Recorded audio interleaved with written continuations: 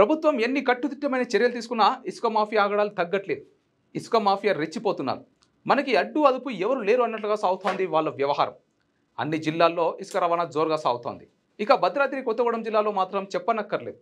దొరికిన కాడికి దోచుకుందామనే రీతిలో ఎవరిని లెక్క చేయకుండా ఇష్టారీతిన నిబంధనలు తుంగలో తొక్కి మరీ ఇసుక వ్యాపారం యథేచ్ఛగా చేస్తున్నారు.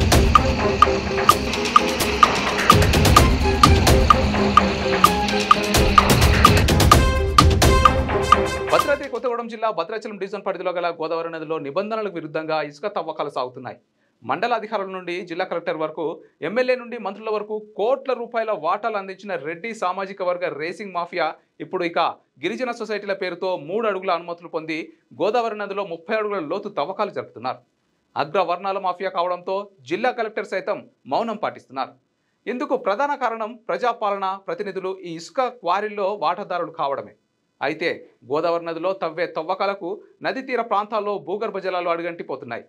దాదాపు 30 అడుగుల లోతు గోదావరి నదిలో తవ్వడంతో పర్యావరణానికి భారీ ముప్పు కలిగే అవకాశాలు కనిపిస్తున్నాయి.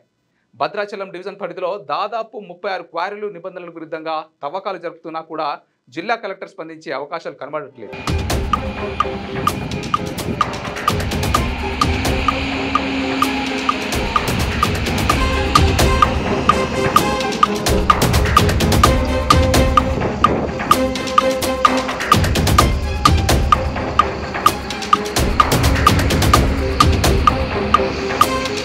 ఒకప్పుడు టీఆర్ఎస్ పాలనలో ఇసుక దందాలు అంటూ ప్రచారం చేసిన ఎమ్మెల్యేలు సైతం నేడు ఇసుక దోపిడీలకు పాల్పడడంతో కాంగ్రెస్ ప్రభుత్వానికి భారీ వ్యతిరేకత వస్తోంది.